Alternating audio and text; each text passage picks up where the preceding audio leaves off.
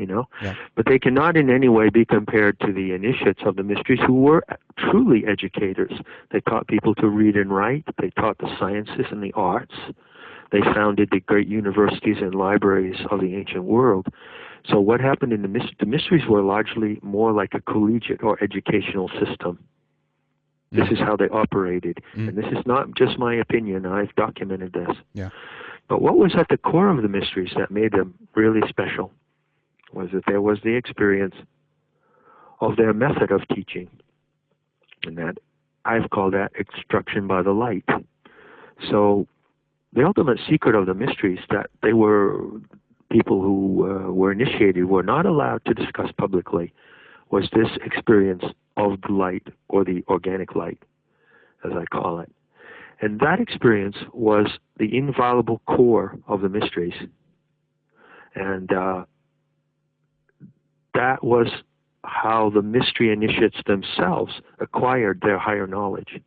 It was through the encountering the organic light that they were able to realize their own godlike potential, that is the divine intelligence in us, in everywhere in nature. It's in the snails, it's in the clouds, but it's in us in a particular way. And they realized the divine intelligence in us without becoming inflated into thinking that they were gods on earth, or that they could control the world through some kind of godlike posturing, you see?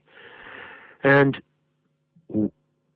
it's difficult to convey, perhaps, the sanctity of that experience. If you want to think that there's one thing in human experience that could never be perverted or violated, then that is it. And if you go to Metahistory and you read, go to Lydia's Well and read the little piece called Lydia's Vow, you'll see how Lydia, as my colleague, explains that the vow to not describe this light as I'm describing it to you now, and I can describe it in more detail. The vow to not describe it was a way to protect that experience. But those initiates knew that at a certain time in the future it would be necessary to come out and say openly and publicly what the organic light is and how that experience is accessible to every person on earth. That is the most intimate form, the most intimate access we can have to the divinity of the earth itself, because that light is actually the emanation of the goddess Sophia. It is her pure emanation as a divine being. And it is something very specific and particular. It's not like anything else. It's a unique phenomenon to be encountered in a heightened state. So the mysteries were essentially provided to anyone who wanted the opportunity to be taken to that light and shown that light. Now, a lot of people couldn't see it, or a lot of people could see it, they couldn't retain it. But among the many thousands and thousands of people, because it was an egalitarian process, who were taken by the initiates and shown the light, some of them saw it and were able then to go and see it again themselves. And it was through their direct relationship to that light that they became initiates, and they carried on the great teaching and visionary practices of those mysteries. As far as I know, I'm the first person to actually disclose this openly, what happened. Talking to you as if I was someone who was there, and talking to you as if you could be there. That's the way it has to be told, as if you could be there, because you can be there. This experience of the organic light is not obligatory to anyone. You may hear about it and think, what's that? I'm not interested. You may be interested and want to study about it. Then read Metahistory.org and Google the organic light, or read my book. You may find that you're really attracted, and you say, I want to have this experience. That is the beginning of the retrieval of mystery knowledge, is to have that experience directly. That is to go back to the core from which those initiates themselves were enlightened. And this is the time when this must be made known, because in the experience and power and wisdom of that light comes the magic for our own process. So this is what you're talking about here is more of an experience than literal knowledge in that sense. I mean, you might attain this then by reading certain things and getting the knowledge about it, but ultimately what you're describing is about an experience, not about a book in that sense. It is an experience. Yeah. It is an experience. And, you know, one of the things that we've learned, Henrik, about shamanic experiences is that they are consistent when they are done in the right setting and discipline. It's widely thought, unfortunately, because of a recreational use of psychoactive plants and because of a lot of ignorance around shamanism, even today, it's widely thought that someone takes a psychoactive plant like psilocybin mushroom or iboga or ayahuasca, and then they go off into a series of sort of chaotic hallucinations or whatever. As a matter of fact, you probably know, in the iboga cult and in the ayahuasca cult, when the neophytes come in and 3 or 4 of them take the sacred medicine, they have their visions. The veterans or elders, consisting of men and women, sitting around them, don't necessarily take the sacred plant at that session. They know exactly what the neophytes are experiencing who've taken it. Mm.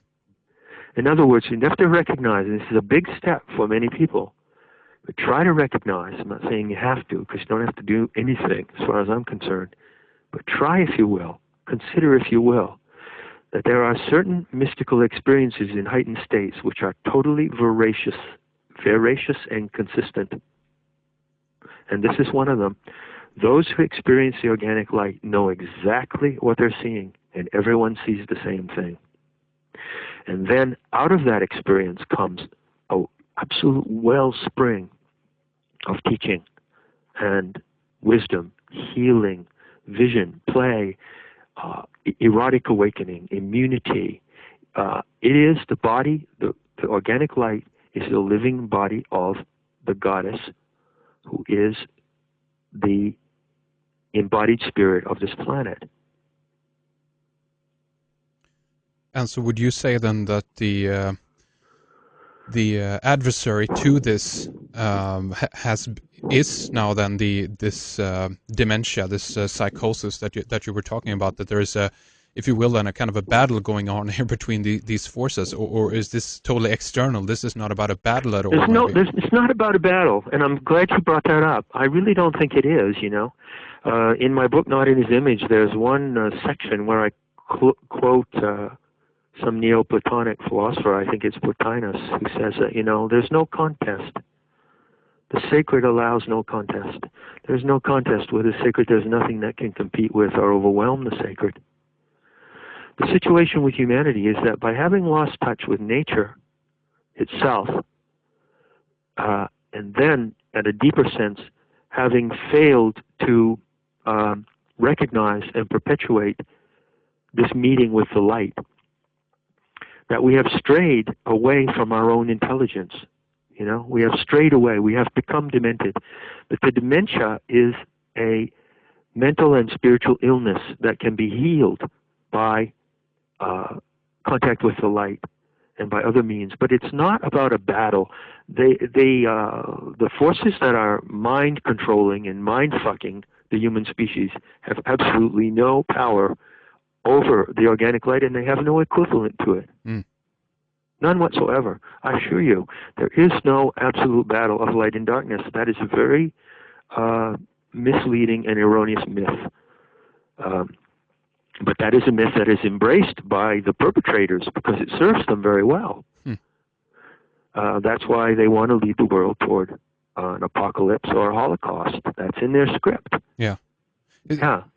John, do you think that this is, we can begin here to round things up with the first hour on some of these notes here, but do you think that this then is the, in one way, if the sickness has come into humanity and primarily then the psyche of humanity, is this done by, this might be a weird question though, but is this done by a higher force in order to if you will, then root out some of the people who are sick, much in the same way if we look at a human body or something like that. If we get a